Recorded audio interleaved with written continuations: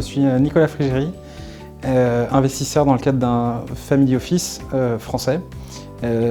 spécialisé dans toutes les opérations de rachat d'entreprises en difficulté, en situation spéciale au sens large, plutôt dans l'économie réelle, entre guillemets,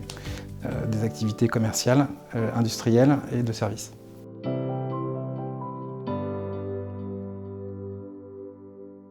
Les questions de financement, je dirais que c'est ce qui va initier la démarche. C'est-à-dire que les gens peuvent avoir des visions,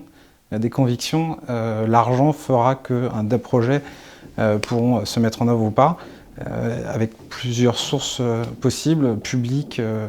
privées, et toujours avec des stratégies d'investissement différentes entre les deux, et avec des horizons de temps bien différents entre les deux également.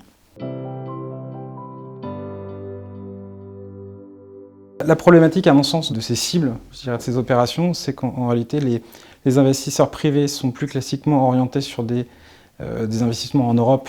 dans des activités classiques, on va dire modernes, de commerce, de services, qui sont, à mon sens, postérieurs à des investissements qui doivent être faits au préalable dans les infrastructures, dans l'énergie, dans l'eau notamment, pour faire en sorte que des zones puissent se construire une économie et ensuite aller sur cette seconde phase qui est l'économie, je dirais, classique telle qu'on la connaît dans les pays développés. À mon sens, les fonds privés sont habitués à intervenir sur ces dossiers-là. Les fonds publics ont tendance à intervenir, eux, sur des infrastructures, sur les énergies et sur l'eau notamment.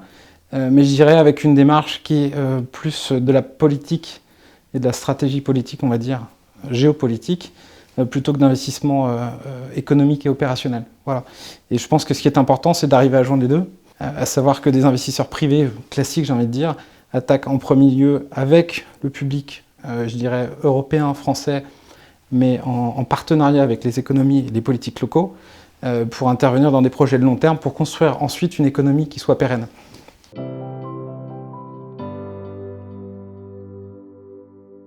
Je pense que la finance privée, en fait, peut pousser les énergies à aller plus vite et de façon plus pragmatique sur des opérations qui doivent rester des opérations économiques sur des zones qui sont en développement, en partenariat avec les pouvoirs locaux, politiques locaux, toujours en partenariat et non pas dans un schéma de bienveillance ou de don sur des sujets, des zones compliquées. Mais voilà, en tout cas, pousser les pouvoirs politiques français, européens, et donc les fonds en réalité, hein. On parle de BPI en France, on peut parler de la BEI au niveau européen, mais de pousser ces institutions-là, je dirais, à aller travailler avec les organismes locaux, les États en réalité, pour construire des projets qui permettront à l'économie de ces zones-là demain d'être pérenne et se construire une économie derrière sur laquelle le privé plus classique pourra intervenir sur des projets de sociétés commerciales, industrielles ou autres.